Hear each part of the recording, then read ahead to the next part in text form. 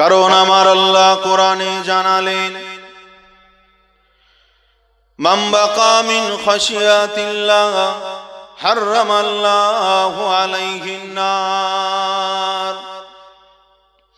এ না জানেরা, যে মানুষ আল্লাহর ভয়ে, যে মানুষরা কাঁদে, আমার আল্লাহ পাক তার জন্য জাহান্নামের আগুন হারাম করে দেন। জোরে বলুন সুবহানাল্লাহ, আরো জোরে বলুন সুবহানাল্লাহ। এ নওজোয়ান তরুণেরা, আমার আব্বারা মায়েরা, আল্লাহর কোরআন জানিয়েছে যে মানুষ আল্লাহ পাকের ভয় করবে, অলিমান খাফা মাকামা রাব্বিহি জান্নাতান, যে বান্দা আল্লাহকে ভয় করবে, আল্লাহকে যে বান্দা ভয় করবে, আমার আল্লাহ পাক তার জন্য দুটো জান্নাত রেখেছে। জোরে বলুন সুবহানাল্লাহ। এই নওজোয়ান তরুণেরা, আমার আব্বারা মায়েরা, আজ আমি আপনি এই দুনিয়ার জমিনে, আমি আপনি এই দুনিয়ার জমিনে চলছি বাবা। আমাদের ভিতরে যদি এক আল্লাহর ভয় যদি আমাদের ভিতরে থাকে, তাহলে একজন মুসলমান ফজরের নামাজ না পড়ে বাড়িতে শুয়ে থাকতে পারে না। আল্লাহর ভয় যদি আমার ভিতরে থাকে, তাহলে একজন মুসলমান জোহরের নামাজ না পড়ে থাকতে পারে না। আমাদের ভিতরে যদি আল্লাহর ভয় থাকে, হালাল ছেড়ে দিয়ে হারামের পিছনে ছুটতাম না রে। এই যুবকেরা, তরুণেরা, আল্লাহর ভয় আমাদের মাঝ থেকে উঠে গিয়েছে বলে আমি আপনি দুনিয়ার জমিনে হারামকে হারাম মনে করি না। আল্লাহ যে আমাদের শাস্তি দেবে, আল্লাহ যে আমাদের জাহান্নামে দেবে, এই ভয়টাও আমাদের ভয় না কো। কাজে আমাকে রান্নাঘর আমাকে বানাতেই হবে, আমার ঘরে সাথ দিতেই হবে, টাকা আমার দরকার, প্রয়োজনে সমিতির টাকাও নিয়ে নেব, কিন্তু সাথ আমার করা লাগবে। এই যুবকেরা, তরুণেরা, আপনাকে বলি, ওই মানুষটার ভিতরে যদি এক আল্লাহর ভয় থাকতো, জাহান্নামের ভয় যদি থাকতো, ওই মানুষটা কি হারামের সঙ্গে সম্পর্ক গড়ত? কেউ গড়ত? কেউ? আপনাদের সমাজে এই সাইডে সমিতি চলে কি চলে না? হ্যাঁ, এই চলে তো নাকি? হ্যাঁ, মোটামুটি চলে নাকি? হ্যাঁ, তবে যারা সমিতি চালায় বেশিরভাগ বউ কিন্তু আর নেই গো, মানে বেশিরভাগ স্ত্রীর দুটো স্বামী হয়ে গিয়েছে, বুঝলে? যাই হোক, ফিতনার যুগ, ঠিক আছে, ফিতনার যুগ। আল্লাহ পাক হেফাজত করুন, সকল বলুন আল্লাহুম্মা আমিন। পুরুষ ইনকাম করবে টাকা, ঠিক না বেটি? হ্যাঁ, মহিলা বাড়িতে থাকবে, সেফটি ভাবে বাড়িতে থাকবে, যদি চাকরি করে সেফটি ভাবে চাকরি করবে। কিন্তু সমিতি করতে গিয়ে, মানে খারাপ বলছি না, চরিত্রে খারাপ বলছি না, বুঝলেন? সবাই খারাপ বলছি না, অনেকে অপরাধ করে কিন্তু চরিত্রই খারাপ না, ঠিক আছে? কিন্তু 100-র মধ্যে মানে কি বলবো, মানে 80%, 100-র মধ্যে 80% মানে বউরা যারা, মানে ইয়াং জেনারেশন যারা বউ, সব বেশিরভাগ সব পরকীয়ার কাজে সব লিপ্ত হয়ে গেছে। জোরে বলুন নাউজুবিল্লাহ। বুঝাচ্ছি?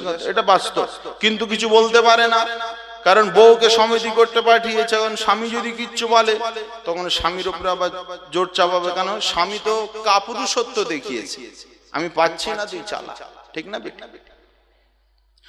বাপেরা, নওজোয়ান তরুণেরা, হে নবী পাকের প্রেমিকেরা, কদিন আগে আমার কাছে একজন মানুষ এসেছিল বাবা। ওই মানুষটার অনেক টাকা সমস্যা, ওই মানুষটার অনেক টাকা সমস্যা, টাকা চাই, ঠিক তেমন কাজ কাম হচ্ছে না। ওই মানুষটা আমাকে বলল, হুজুর আমি একটা কাজ করি, আমি মাঝে মাঝে টিকিট কাটি। এই যুবকেরা, টিকিটে লটারিতে অনেক সময় বেশি পয়সা পাওয়া যায়। এই যায় কি যায় না? তরুণেরা, ও নবী পাকের প্রেমিকেরা, টিকিটের পয়সা হলো হারাম। পৃথিবীর তামাম মুফতিরা, তামাম আলেম ওলামারা কেউ হালাল বলে ফতোয়া দিতে পারবে না রে। এটা হলো হারাম, হারাম, হারাম, হারাম। আজকের এমন করে আজকের টিকিট কাটার নামে জুয়া চলছে। আজকের আমাদের অ্যান্ড্রয়েড ফোনে গেমের নামে আমাদের জুয়া চলছে বাবা। এই যুবকেরা, তরুণেরা, আজ বিকার খেলতে আমার আপনার ভালো লাগে না রে। আগেকার আমাদের সময় আমরা যখন ছোট ছিলাম, 5-7 বছর বয়স ছিল, তখন আমরা টায়ার চালিয়ে দৌড়াতাম। তখন আমরা গুলি কিনে খেলতাম। কত রকম খেলা ছিল, চোর পুলিশ গাছগাদি, কত রকম খেলা ছিল। ওই খেলাগুলো আমরা গুরুত্ব দিয়ে খেলতাম বাবা। কিন্তু এই বর্তমান সময়ে টাকার বাজি ছাড়া কোনো খেলায় আর মন লাগে না। এ লাগে টাকার বাজি ছাড়া বেকার মনে হয়। কারণ শুধু আমরা এখন টাকা করি, কিন্তু হারাম হালালের বাদ বিচার করি না।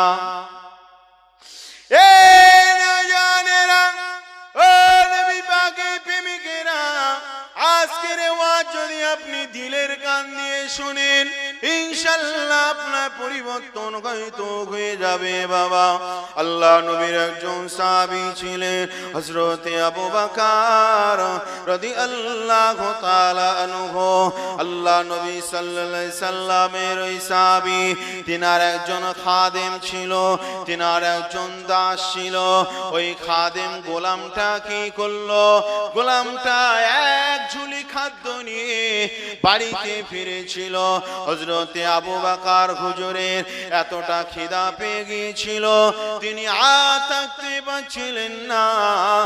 তিনি সেই সময় কি করেছিলেন? ওই এমন করে ওই গোলামের পাত্র থেকে তিনি এক মুঠো ভাত খাবার তিনি খেয়ে ফেলেছিলেন। আল্লাহ নবী সাহাবী হযরত আবু বকর সিদ্দিক রাদিয়াল্লাহু তাআলা আনহু, তিনি যখন ওই খাবারটা খেয়েছিলেন, সেই সময় তিনার গোলাম ওখানে ছিল নি। যখন সেই গোলাম বাড়িতে ফিরে আসলো, আবু বকর হুজুর জিজ্ঞাসা করেছিলেন, বাবা গোলাম, ও বাবা ছেলে, তুমি খাবারটা কোথা থেকে তুমি নিয়ে এসেছিলে? সেই সময় বলতে লাগলো, হুজুর আমি আগে একটু উজাড় ঝাড়ফুঁকের কাজ করতাম। কিসের কাজ? এসব আগে সব ঝাড়ফুঁক উজাগিরি চলতো না, এখনো তো চলে, বুঝলে? কারো গাছ বেঁধে দেওয়া, গাছের শিকড়ের ওষুধ দেওয়া, এই কাজগুলো ওই মানুষটা করতো। আর আগেকার সময় বেশিরভাগ কাজের সব পরিশ্রমিক, সে মানে এক বেলা খাওয়া হতো, ঠিক না বেটি? হ্যাঁ, সারাদিন কাজ করে দেবে, এক বেলা খাওয়া কিংবা দুবেলা ভাত, তাও আবার ফ্যানে ভাত, ঠিক না বেটি? আগে এই সমস্ত জিনিসগুলো ছিল। আগে অত পয়সা লেনদেন ছিল না, কারণ সবার কাছে তো পয়সা থাকতো না, বুঝলেন? আর তখন তো মানে রিয়াল ছিল, তখন রিয়াল, দিনার, দিরহাম, মানে রূপোর টাকা, সোনার টাকা, ও ভেঙে গেলেও মানে জয়েন থাকলেও যা মূল্য, ভেঙে গেলেও তাই মূল্য, ঠিক না বেটি? আর এখন যদি আমার কাছে 500 টাকা থাকে আর 500 টাকাটা যদি ছিঁড়ে দেয়, ওরা মূল্য থাকবে? হ্যাঁ, ওরা মূল্য থাকবে? এটা মানে সরকার আমাদের সঙ্গে এটা মানে চালাকি। আর সরকার বাধ্য হয়ে, মানে এসব আমেরিকাদের পলিসি, বুঝলে? সে অনেক লম্বা চওড়া বিষয়। যাই হোক, কাগজ ছিঁড়ে গেলে শেষ, কিন্তু যদি রূপোর টাকা যদি মাথাতে ভেঙে যায়, কি গো, ও টাকার মূল্য কমে যাবে? টাকার মূল্য কমবে না। যাই হোক, আগে মানে পয়সা, সোনা গয়না রূপো এইসব লেনদেন হতো, টাকা পয়সা ছিল না। তারপরে আমাদের গায়ে গঞ্জে সব পেট পূরণ খাওয়া, এই ভাতটা চলত। সেই সময় ওই এমন করে ওজা বলতে লাগলো, হুজুর আমি 1 তারিখে ওখানে ওজাগিরি করেছিলাম, তখন তারা আমার পাওনাটা আমাকে দেয়নি।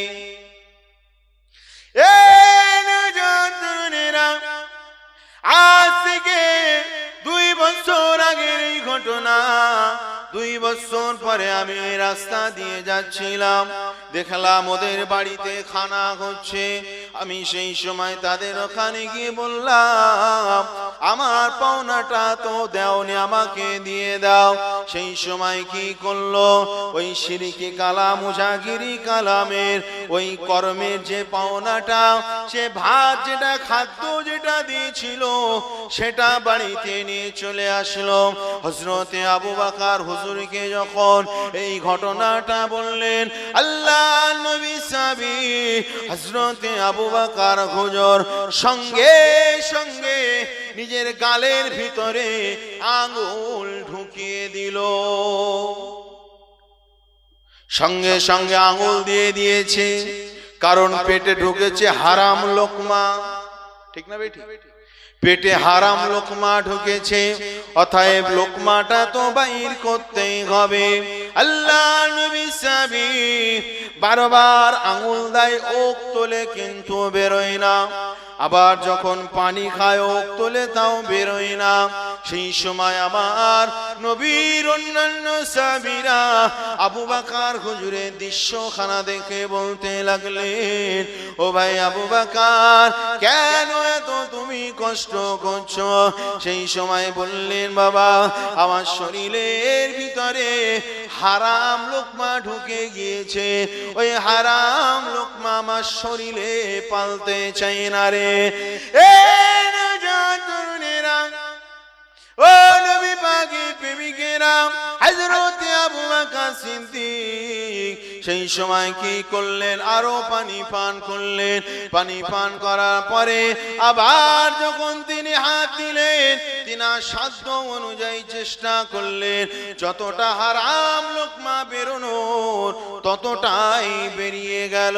সেই সময় আবু বকর বলেছিলেন, ও রাসূলুল্লাহ সাহাবী, আমি নবী পাকের জবানে আমি শুনেছি, আল্লাহ নবী জবান মুবারক থেকে আমি শুনেছি, আল্লাহ নবী 1 তারিখে বলেছিলেন, বাবা সাহাবীরা, ও বাবা সাহাবীরা, কারণ শরীরে যদি 1 লোকমা পরিমাণ যদি হারাম জিনিস যদি কারো শরীরে ঢুকে যায়, 1 লোকমা পরিমাণ হারাম খাদ্য যদি কারো শরীরে ঢুকে যায়, এই হারাম খাদ্য যে অঙ্গ প্রত্যঙ্গ গুলো প্রতিপালিত হবে, যে অঙ্গ প্রত্যঙ্গ গুলো প্রতিপালিত হবে, যে রক্ত নতুন তৈরি হবে, যে ওই খাদ্যের কারণে শরীরের ক্ষমতাটা আবার নতুন তৈরি হবে।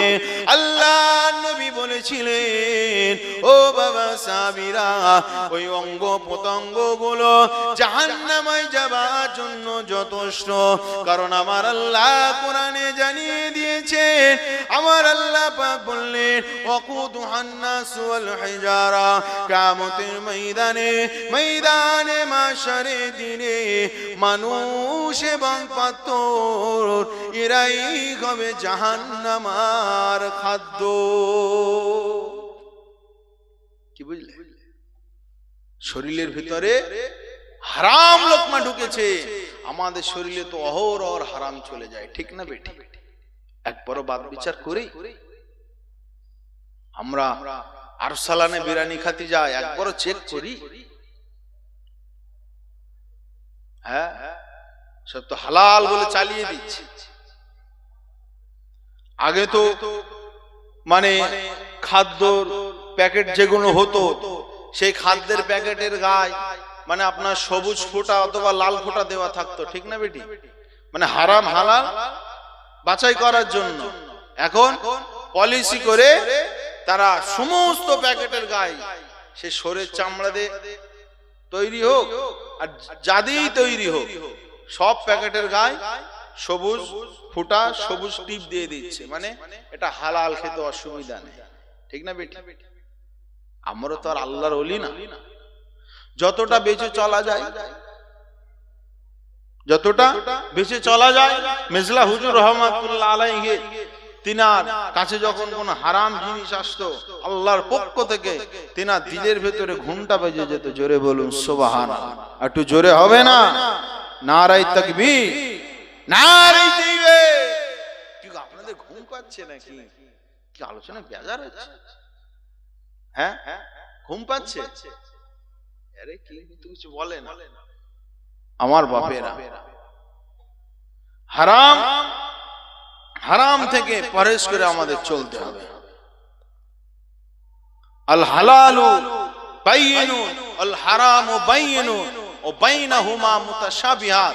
আপনি যদি কামেল দরজায় যদি আপনি পৌঁছাতে চান, হারাম তো স্পষ্ট আছে, হালাল তো স্পষ্ট আছে, ও বাইনাহুমা মুতাশাবিহাত, এর বিচখানে কিছু সন্দেহজনক জিনিস রয়েছে। আর সন্দেহজনক জিনিস থেকে যে মানুষগুলো বাঁচতে পারবে, ওই মানুষগুলোই কামেল দরজায় পৌঁছাবে। জোরে বলুন সুবহানাল্লাহ। আসেন বাপেরা, নওজোয়ান তরুণেরা, এ নবী পাকের প্রেমিকেরা, আজ আমি আপনি এই দুনিয়া জমিনে এখানে বসে রয়েছি বাবা। একদিন আমার আপনার জন্ম হয়েছিল বাবা, আজ আমি আপনি বেঁচে রয়েছি। একটা সময় চলে আসবে, একটা সময় চলে আসবে, কুল্লু নাফসিন যায়িকাতুল মউত, মরণ আমাদের একদিন পাকড়াও করে নেবে, ঘেরাও করে নেবে। এই যুবকেরা, তরুণেরা, আপনি যে সামান্য খোলেন আর আপনার মরণ পর্যন্ত আপনি যা কিছুই করে যাবেন, আল্লাহ দরবারে সব কিছুর জবাব দিতে হবে বাবা। এই নওজোয়ান তরুণেরা, আমার আব্বারা মায়েরা, আজ আপনি দুনিয়ায় যদি অন্যায় করেন, কেউ জানুক আর না জানুক আমার আল্লাহ জানে। আর আপনি দুনিয়ার জমিনে যদি অন্যায় করেন, আর আপনি যদি ভাবেন যে আল্লাহ আমাকে ক্ষমা করে দেবে, আপনি অন্যায় করতেই লাগলেন আর আপনি ভাবছেন আল্লাহ আমাকে ক্ষমা করে দেবে। এই যুবকেরা, তরুণেরা, এটা আপনার একটা বড় আকীদা ধ্বংস হয়ে গেল। কি বললাম? বড় আকীদা আপনার ধ্বংস হয়ে গেল। আহলে সুন্নাতুল জামাতের আকীদা কি? যে কেউ যদি অপরাধ করে, অপরাধের শাস্তি আল্লাহ দেয়, তাই তো নাকি? হ্যাঁ, আপনি যদি বলে যে না, যদি আল্লাহ আমাকে ক্ষমা করে দেয়, এই ঠিক না বেটি? তাহলে তো সব শেষ। একজন মদখোর যদি বলে আমি মদ খাই, ঠিক আছে, যদি আল্লাহ আমাকে ক্ষমা করে দেয়, কি গো পৃথিবীর মানুষরা তাহলে সবাই মদ খাবে তো নাকি? হ্যাঁ, একজন বেনামাজি, সে ভাবছে আমি নামাজ পড়ি না, তাই কি হয়েছে, আল্লাহ যদি আমায় মাফ করে দেয়। কি গো, কেউ সুদ খাচ্ছে আর ভাবছে যে আল্লাহ যদি আমায় মাফ করে দেয়। আচ্ছা বলে, তুমি বলছো যে আল্লাহ যদি আমার মাফ করে দেয়, কি গো, আমার আল্লাহ বেনামাজিদের জন্য শাস্তির কথা কি আমার আল্লাহ বলেনি? এই বলেছে কি বলেনি? সুদখোরদের জন্য জাহান্নাম আমার আল্লাহ বলেছে কি বলেনি? হ্যাঁ, হারামখোরদের জন্য জাহান্নাম আমার আল্লাহ তো বলেছে। তাহলে যেখানে আমার আল্লাহ সাফ, আমার আল্লাহ জানিয়ে দিয়েছে, আর আপনি সেখানে ভাবছেন যদি আল্লাহ ক্ষমা করে দেয়, এটা আপনি শয়তানের ধোঁকায় পড়লেন। এতে আপনার একটা বড় আকীদা আপনার থেকে নষ্ট হয়ে গেল। যে গুনাহ করলে গুনার যে একটা শাস্তি, এটা তো বিশ্বাস করার নামই তো আকীদা, তাই তো নাকি? হ্যাঁ, ইল্লাল্লাযীনা আমানু ওয়া আমিলুস সালিহাত, যারা আল্লাহর প্রতি ঈমান নিয়ে আসে। ঈমানটা কি? ঈমানটাই হলো আকীদা। যার আকীদা নেই তার ঈমান নেই গো। ওয়া আমিলুস সালিহাত, নেক আমলটা কি? নেক আমলটা হলো আল্লাহর নবী সাল্লাল্লাহু আলাইহি সাল্লামের সুন্নাত। জোরে বলুন সুবহানাল্লাহ। হাসেন বাপেরা, নওজোয়ান তরুণেরা, ও নবী পাকের প্রেমিকেরা, আজ পৃথিবীর জমিনে আমি আপনি কত গুনাহ করেছি বাবা।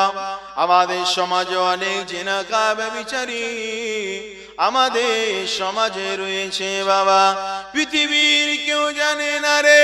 এই যুবক যুবকেরা এখনো সময় রয়েছে, আল্লাহর কাছে তওবা করে নাও, আল্লাহর কাছে ক্ষমা চেয়ে নাও। কারণ কাল কিয়ামতের ময়দানে মাশারের দিনে তোমার যে শাস্তি খানা দেওয়া হবে, আল্লাহ নবী পাক জবানে জানিয়েছেন, ও বাবা সাহাবীরা শুনে রাখো, আমি নবী দেখেছি কিয়ামতের ময়দানে, আমি নবী দেখেছি এক শ্রেণীর নারী পুরুষদেরকে একটা তান্দুরি চুলোর মতো একটা আগুনের গর্তের ভিতরে নারী পুরুষ উলঙ্গ ভাবে তারা দাও দাও করে জ্বলছে। যখন তারা আগুনের তীব্র তাপে তীব্র গতিতে যখন তারা ওই তান্দুরি রুটি চুলোর মতো যখন তার মুখ বরাবর যখন উঠছে, ওই মুখের গোড়ায় দাঁড়িয়ে থাকা জাহান্নামের ফেরেশতারা তারা মুহুর দিয়ে আবার মাথায় বাড়ি দিচ্ছে, ধপাস করে বাড়ি দিচ্ছে। আর ওই বাড়ি দেওয়ার সাথে সাথে ওই উলঙ্গ নারী পুরুষগুলো আবার জাহান্নামা নিম্ন দেশে তলদেশে পৌঁছে যাচ্ছে। বাবা এই নাজাত তরুণেরা, আমার আব্বার মায়েরা, আল্লাহ নবীজি আশা করেছিলেন, ও ভাই জিবরাইলেরা কারা? হযরতে সালাম বলেছিল পৃথিবীর জমিনে এরা ওই সমস্ত নারী পুরুষেরা যারা এমন করে অবৈধ সম্পর্কে জোড়ে একে অপরকে শরীর দেখিয়েছিল, এই সমস্ত অপরাধী জঘন্য নারী পুরুষেরা তারা এই জাহান্নামের আগুনে জ্বলছে। বাবা এই যুবকেরা, আপনি ব্যভিচার করে রয়েছে, আপনি গুনাহ করে আপনি রয়েছে, আপনি হয়তো ভাবছেন গুনাহ তো আমি করেছি, পাপ তো আমি করেছি, পৃথিবী তো কেউ জানে না রে।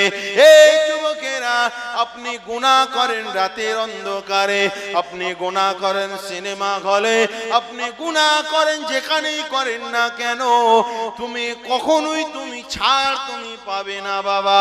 কারণ এই জমিনের মালিক হলো আমার আল্লাহ, আর এই জমিনের উপরে তুমি যেটা করবে এই জমিন আমার আল্লাহর কাছে সাক্ষী দেবে।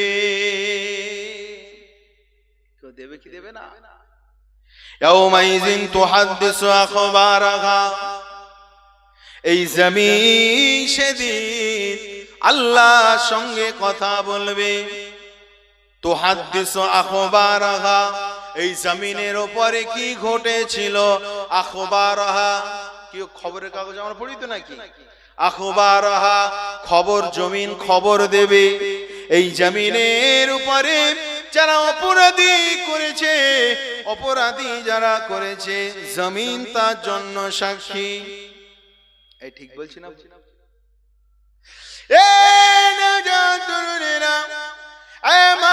দাদা পীরের পাগলেরা, আমার আল্লাহ পাক আমাদের জন্য চারটে সাক্ষী আমার আল্লাহ রেখে দিয়েছে। বাপেরা, নওজোয়ান তরুণেরা, এক নম্বর সাক্ষী হলো কিরামান কাতিবিন ইয়ালামুনা মা তাফআলুন। আমার আল্লাহ পাক জানিয়েছে, হে দুনিয়ার মানুষেরা, আমি আল্লাহ তোদের দুই কাঁধে দুটো ফেরেশতা রেখেছি, কিরামান কাতিবিন, ভালো লেখা এমন করে খারাপ লেখা, দুইজন সম্মানীয় ফেরেশতা রেখে দিয়েছি। বাবা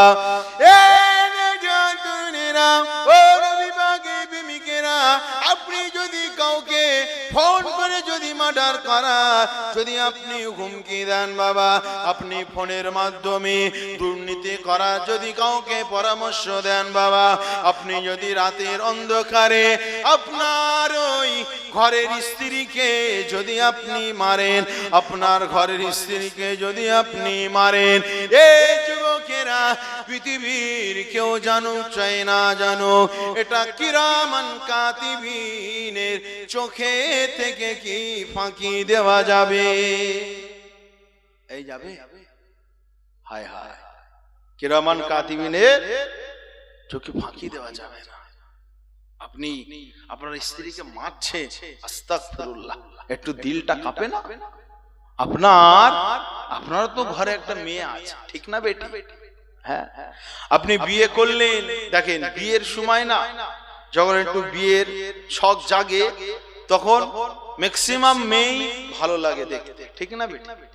হ্যাঁ, বিয়ে করলো, বিয়ে করার পরে মানে বিয়ে করার সময় ভাবেও ঝায়ক হলেই চলে, এবার বিয়ে করার 2-3 বছর পরে তাদের মাথায় একটু শয়তান ঢুকে যায়, বুঝলে, যে আমি চাইলে তো এর থেকে তো ভালো মেয়ে বিয়ে করতে পারতাম। কারণ কি, আমার বিয়ে করার সময়, বোঝানোর জন্য বলছি, আমার বিয়ে করার সময় আমার তো ইনকাম ছিল না, কিছুই ছিল না। এখন ভাবছি যদি বেশি হাই র্যাঙ্কের মেয়ে খুঁজি তাহলে আমারও ইনকাম দেখবে, যেমন হোক চলবে বাবা। বিয়ে করলাম, বিয়ে করার পরে যে ছেলে বিয়ে করে বউ নিয়ে আসে, আল্লাহ পাক তার বউয়ের সঙ্গে আল্লাহ পাক ওই ঘরে রিজিক পাঠিয়ে দেয়। জোরে বলুন সুবহানাল্লাহ। আমার আল্লাহ বরকতে ভরিয়ে দেয়, জোরে বলুন না সুবহানাল্লাহ। এখন মোটামুটি বিয়ে করার পরে এবারে সংসার করছে, আল্লাহ বরকত দিয়েছে। এখন ইনজামুল চিশতি ওয়াজ করে, 4 চাকা গাড়ি আছে, অনেক টাকার মালিক, বুঝলে। এখন এবারে আমি ভাবছি আমি যে টাকা ইনকাম করি মাসে, মানে 50-60 হাজার টাকা আমি যে ইনকাম করি, এই টাকা তো মাস্টাররা ইনকাম করে, তো মাস্টারের বউরা অত সুন্দর আর আমার বউ রং চাপা। শয়তান লেগে গেছে, কি বললাম, শয়তান লেগে গেছে। তখন আমি বিয়ে করার সময় যে আমার হাইসিয়াত যোগ্যতা ছিল, বিয়ে করার পরে স্ত্রীর বরকত আল্লাহ অনেক বাড়িয়ে দিয়েছে, ঠিক না বেটি? এখন আমি বিচার করছি আর চলবে না, ওয়ার চলবে না। তখন এবার নির্যাতন, টর্চার, জুলুম শুরু হয়ে যায়, বুঝে আসছে কথা? দেখতে গেলে ভালো লাগে, ওর থেকে সেরা মেয়ে নেই, বিয়ে ঠিক হয়ে যায়, আস্তে আস্তে অন্য মেয়ে ভালো লাগে। আস্তাগফিরুল্লাহ। এইসব চোখের জেনা, চোখের গুণ, আল্লাহ হেফাজত করে, সকল গুণ আল্লাহ।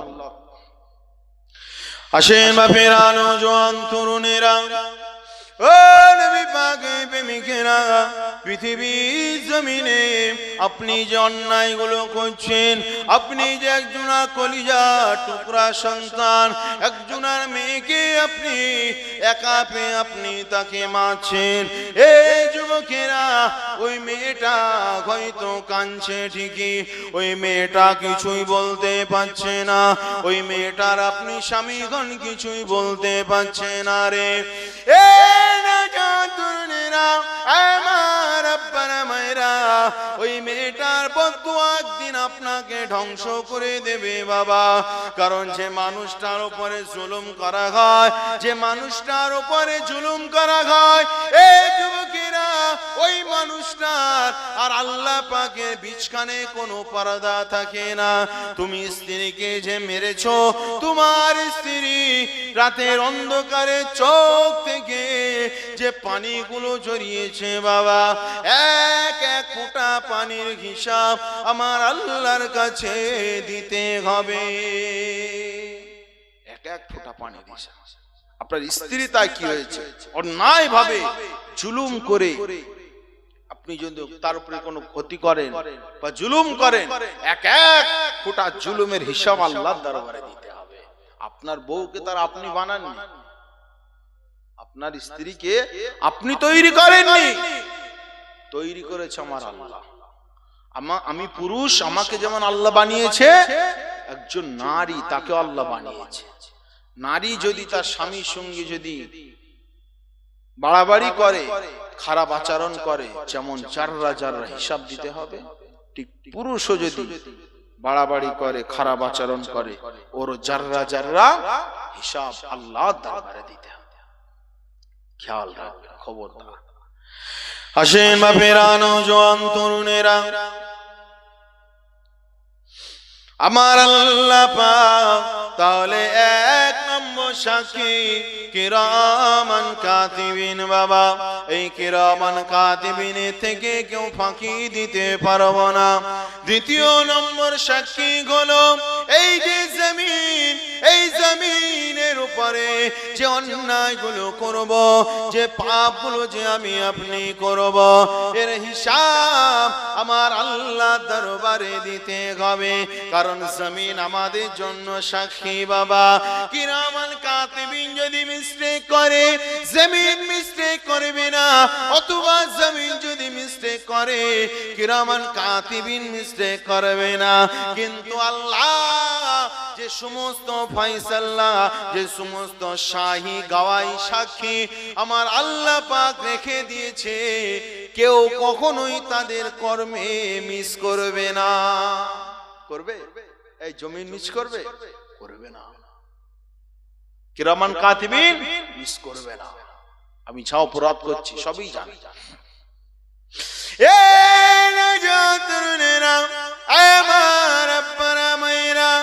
সব থেকে বড় সাক্ষী হলো 3 নম্বর সাক্ষী।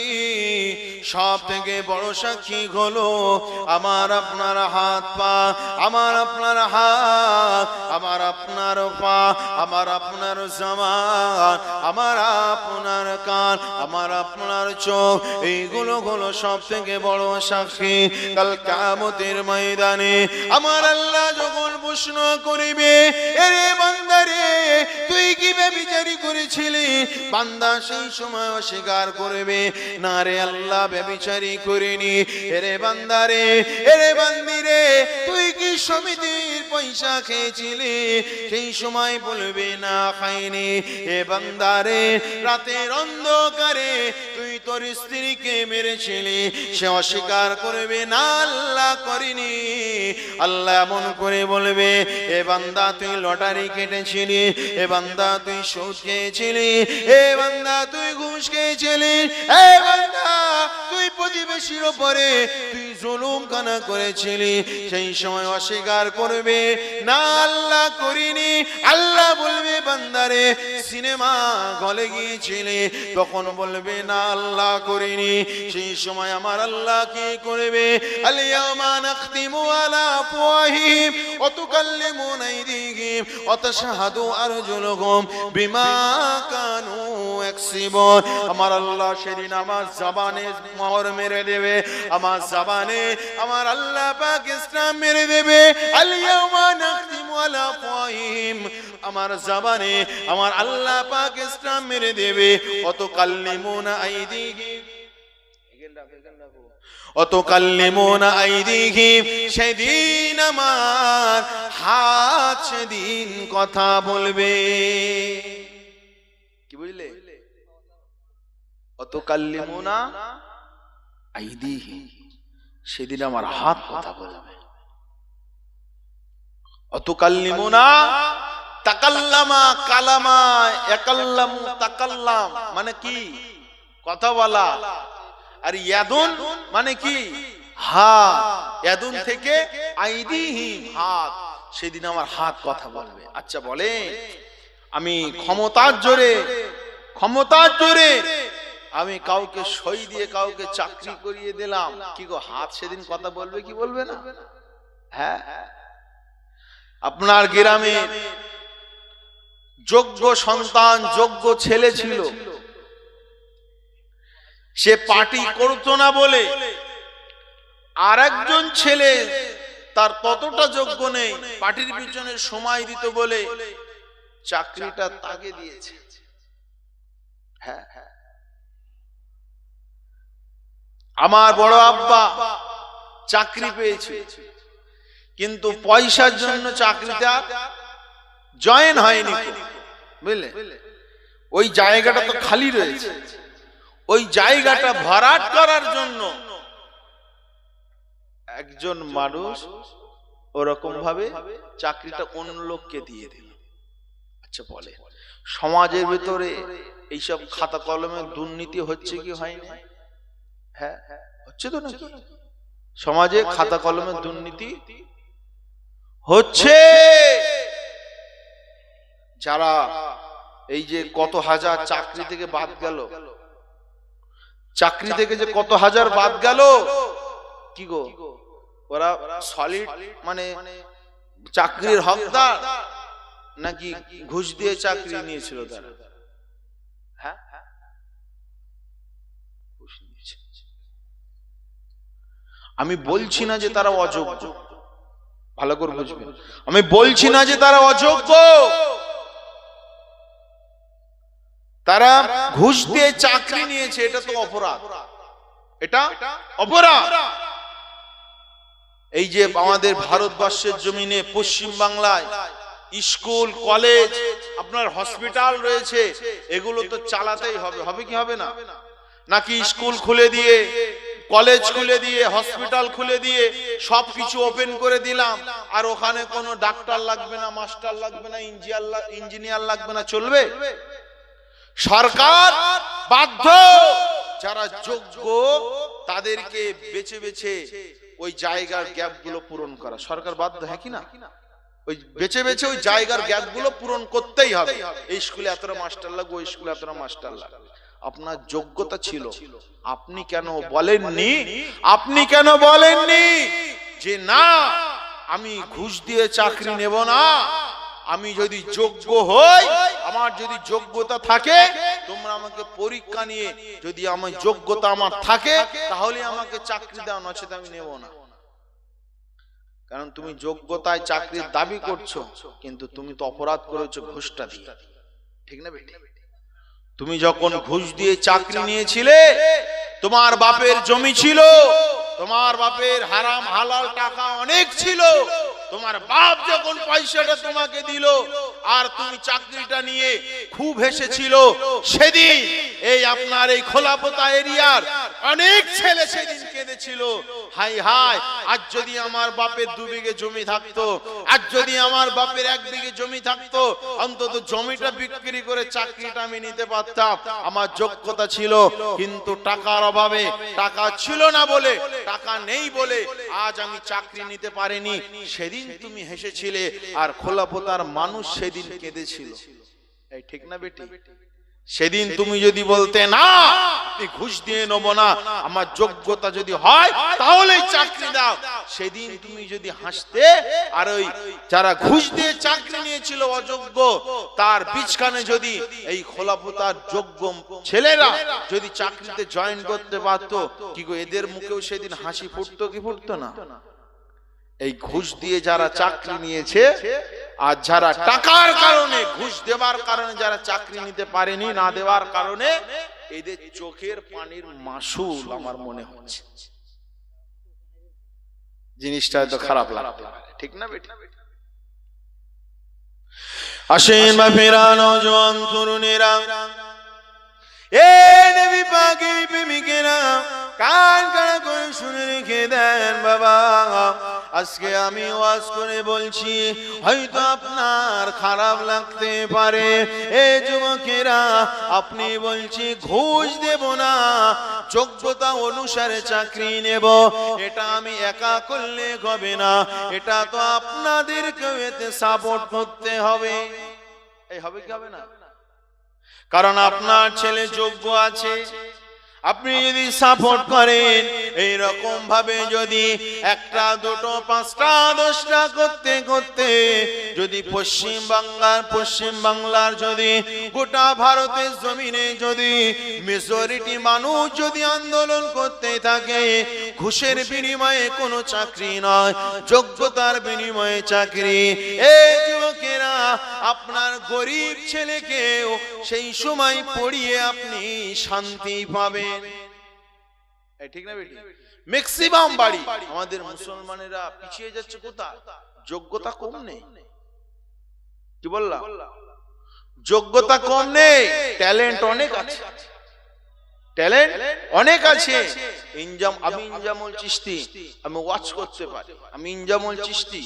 আপনি কাঁচঘর বলেন, বোতাম টেকা বলেন, গ্যাজিং মেশিন বলেন, সেলাই মেশিন বলেন, সব সারতে পারি। আমি ইনজামুল চিশতি মোটামুটি গাড়ি টুকটাক যদি কোনো সমস্যায় সব তো এ করতে পারি। কারণ বাঙালিদের ট্যালেন্টের অভাব আছে, বাবা অভাব নেই। এক একজন আমি বলছি অনেক কিছু রয়েছে, পিছিয়ে যাচ্ছে কোথায়? ব্রেন সব ঠিক আছে, পিছিয়ে যাচ্ছে টাকা নেই। টাকা না হলে চাকরি হবে না, যোগ্যতার কথা ভাবছে না। আর অন্যান্য মানুষেরা তারা হয়তো রাস্তার ধারে ফুল বিক্রি করছে, আপনি দেখছেন, কিন্তু ব্যাংকে 20 লাখ 40 লাখ টাকা খাটিয়ে মাসে মাসে সুদ নিচ্ছে আর খাচ্ছে। এই ঠিক বলছি না ভুল বলছি? কি গো, আমি যদি মোটামুটি 40-50 হাজার টাকা যদি লাখ টাকা যদি আমি কষ্ট মষ্ট করে ব্যাংকে জমা দিতে পারি, কি গো আমি মাসে মাসে বসে সুদ পাবো না? এই পাবো তো নাকি? আর আমি যদি রাস্তায় বসে বসে যদি ফুল বিক্রি করি, আর আপনি যদি ভাবেন যে এই মানুষটা তো গরিব মানুষ, ভিখারি মানুষ, ফুল বিক্রি করে খায়, কিন্তু আপনার ধারণাটা ভুল কি ভুল না? হ্যাঁ, আপনার ধারণাটা 100% ভুল। আমাদের পয়সা, কিন্তু যেই বলছে আপনি আন্দোলন করেন, তখন ভাবছে না ইনজামুল চিশতি রাজনীতির কথা বলছে, এটাই ভাবছে। কারণ আমি বলছি আপনার রাগ হচ্ছে, কিন্তু আপনার মনের খবরটা তো আমি আর জানি না। ঠিক আছে, যে একটা আছে না, ওই যে ইউটিউবে মাঝে মাঝে খুব গালাগালি করে, বুঝলে, ওই যে কি কি কি কবিতা বেশ বলে, বুঝলেন, মানে একটু চোখটা একটু বাঁকা বানা করে, যাই হোক, সে অনেক রকম কবিতা সে বলে, বুঝলেন। তো কবিতার মাধ্যমে অনেক সরকারকে অনেক সময় গালাগালি করে, বুঝে আসছে কথা। রুদ্র রায়, রুদ্র রায়, এই দেখেছেন তো নাকি রুদ্র রায়? হ্যাঁ, রুদ্র রায় ওই মোক্সা কবিতা, রুদ্র রায় মোক্সা কবিতা, এ গালাগালি করে সরকার, বুঝলে। যারা যে সমস্ত কাজগুলো দুর্নীতির কাজ করে, গালাগালি করে, বুঝলে। তো অনেক মানুষ ঘৃণা করে, আবার অনেক মানুষ লেখে যে মানে সবার মনের কথা ও ডাইরেক্ট স্পষ্ট করে বলে দিচ্ছে, ঠিক না বেটি? হ্যাঁ, আপনার মেয়ের রং চাপা আর পাশের বাড়ির মেয়ে পরিষ্কার, ওকে যখন চাকরি দিচ্ছে যোগ্যতা কম, কি আপনি গালি দিবেন কি দিবেন না? আপনার মেয়ে রং চাপা, যোগ্যতা মানে, আরে অহরহ ঘটনা ঘটছে, আপনি আছেন কোথায়? অহরহ কাজের সুযোগ নিয়ে হুমকি দিয়ে ধমকি দিয়ে প্রমোশন করার জন্য কত রকম ভাবে আমাদের সমাজের মেয়েদের কিনে ছিড়িবিড়ি খেলছে, আস্তাগফিরুল্লাহ।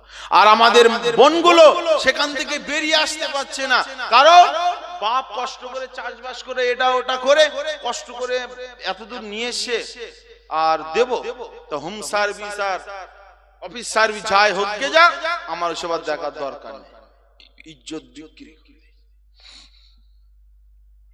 আসেন বাপেরা, নওজোয়ান তরুণেরা, এ নবী পাকের প্রেমিকেরা, কান খাড়া করে শুনে নাও। এ যুবকেরা, এই পৃথিবীর জমিনে আমার আল্লাহ পাক আমাদের কাছে নিয়ামত আমার আল্লাহ পাঠিয়েছিলেন মুজাদ্দিদুজ্জামান আমিরুশ শরিয়াতকে। এই নিয়ামত আল্লাহ আমাদের কাছে পাঠিয়েছেন বাবা। আল্লাহর হুকুম হয়ে গিয়েছে, আল্লাহটাকে চলে গিয়েছে বাবা। এই মুজাদ্দিদুজ্জামানের আদর্শ আমাকে আপনাকে মেনে চলতে হবে বাবা। দুনিয়ার জমিনে যদি আপনি চুরি নাও করেন, চোরকে যদি আপনি সাপোর্ট করেন, আপনি যদি শিরিক না করেন, শিরিককারীকেও যদি আপনি সাপোর্ট করেন, এই যুবকেরা শুনে রেখে দাও, কাল কিয়ামতের ময়দানে তুমিও ঈমান খারাপ হয়ে মুশরিক হয়ে তুমি জাহান্নামায় যাবে। এ বাপেরা, তরুণেরা, যুবকেরা, আমার নবী পাক জানিয়েছে, এ আমার উম্মত উম্মতিরা, যেখানে কোনো শিরিক হবে, আল্লাহর অংশীদার বানানো হবে, সেখানে কখনোই যাবে না, সেখানে কখনোই যাবে না। তাদের সঙ্গে এমন করে প্রমোট করার জন্য তাদের কাঁধে কাঁধ দেবে না, তাদের সঙ্গে কথাবার্তা বলবে না, কারণ তারা যদি খুশি হয়, তারা যদি ভাবে আমাদের কাজটাকে প্রমোট করছে। এই যুবকেরা, পৃথিবীর জমিনে ইন্না শিরকা লাযুলমুন আযীম আযীম। শিরিক হলো সবচাইতে বড় গুনাহ। যে মানুষ শিরিক করে আমার আল্লাহ তাকে ক্ষমা করে দেবে না। ইন্নাল্লাহা লা ইয়াগফিরু আন ইউশরাকা বিহি ওয়া ইয়াগফিরু মা দুনা যালিকা শাইয়্যা। আমার আল্লাহ জানিয়ে দিলেন এই দুনিয়ার মানুষেরা, ইন্নাল্লাহা লা ইয়াগফিরু আন ইউশরাকা বিহি, আমি আল্লাহ লা ইয়াগফিরু আন ইউশরাকা বিহি, তোমাদের দ্বারাই যে শিরিক গুলো হয়ে যাবে আমি আল্লাহ পাক ক্ষমা করে দেব না রে। ওয়া ইয়াগফিরু মা দুনা যালিকা শাইয়্যা, শিরিক ব্যতীত যদি অন্য কোনো গুনাহ করে ফেলো চাইলে আমি আল্লাহ মাফ করে দেব, কিন্তু শিরিককারীকে আমি আল্লাহ মাফ করব না। এই নওজোয়ান তরুণেরা, এই নবী পাকের প্রেমিকেরা, যারা শিরিক করে তারা তো মুশরিক। কেউ জন্মে সূত্রে মুসলিম হয়েও যদি শিরিক করে সেও অপরাধী। আবার যদি জন্মে সূত্রে কেউ যদি মুসলিম মুশরিক হয় সেও অপরাধী। বাবা, শিরিককারীকে আমার আল্লাহ পাক পছন্দ করে না রে। এই যুবকেরা, তরুণেরা, কান খাড়া করে শুনে রেখে দাও। আমি ইনজামুল চিশতি আজকে ওয়াজ করছি, আপনাদের গ্রামের ইমাম ওয়াজ করছিলেন। বাবা, আপনাদের গ্রামের ইমাম যদি শিরিক করে, এই বাপেরা, তরুণেরা, ওই ইমামটাকে কি আপনি ছেড়ে দেবেন? ওই ইমামটাকে কি আপনি ভালোভাবে যত্ন করবেন? কারণ কি ওই ইমামটাকে কি আপনি ভালোভাবে সেবা করবেন? আপনার ইমাম তো সিপিএম এর ইমাম, আপনার ইমাম তো টিএমসির ইমাম, আপনার ইমাম তো এসএফ এর ইমাম, আপনার ইমাম তো এমন করে বিভিন্ন দলের ইমাম। আপনার ইমাম যদি শিরিক করে আপনার ইমামকে আপনি ছেড়ে দেবে না, কারণ মুশরিককে আপনি পছন্দ করবে না, মুশরিককে আপনার মসজিদে রাখবে না। এই যুবকেরা, তরুণেরা, কিয়ামতের ময়দানে মাহশারের দিনে আল্লাহ যদি প্রশ্ন করে, এই গোলাপতার মানুষেরা, এই অমুক মানুষেরা, পৃথিবীর জমিনে তুমি ইমানদারের পক্ষে ছিলে নাকি মুশরিকের পক্ষে ছিলে? কি জবাব?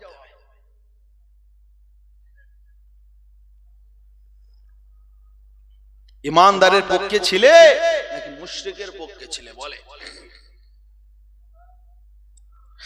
এই যুবকেরা, তরুণেরা, দিলের কান দিয়ে আজকে ওয়াজটা শুনে রাখো বাবা। কাল কিয়ামতের ময়দানে মাশারের দিনে আপনি যদি আল্লাহকে যদি আপনি বলেন, ও রব্বি আল্লাহ, ওদের দলের লোক বেশি ছিল, মুশরিক ছিল, তাই কি হয়েছে?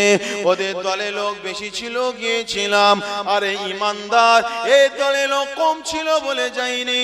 এই যুবকেরা, তরুণেরা, সেদিন আমার আল্লাহ বলে, বান্দারে, তোরা আমার হাবিবের কলেমা তোরা পড়েছিলি, লা ইলাহা ইল্লাল্লাহ, আশহাদু আল্লা ইলাহা ইল্লাল্লাহ, আশহাদু আন্না মুহাম্মাদান আবদুহু ওয়া রাসূলুহু, লা ইলাহা ইল্লাল্লাহু ওয়াহদাহু লা শারীকা লাহ।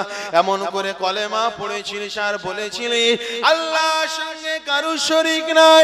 এই যুবকেরা, আমার আল্লাহ যদি প্রশ্ন করে, রে বান্দারে, পৃথিবীর জমিনে শিরিক তোরা করতিস না রে, কলেমা তোরা পড়েছিলি, এমন করে বল তুই যারা আমি আল্লাহ আমার স্ট্রাকচার বানিয়ে, আমার প্রতিমা প্রতিচ্ছবি বানিয়ে যারা এমন করে ইবাদত করতো, এ বান্দারে, তোরা ইমানদারের পক্ষে ছিলিস না রে, আমার শরীককারীর পক্ষে ছিলি।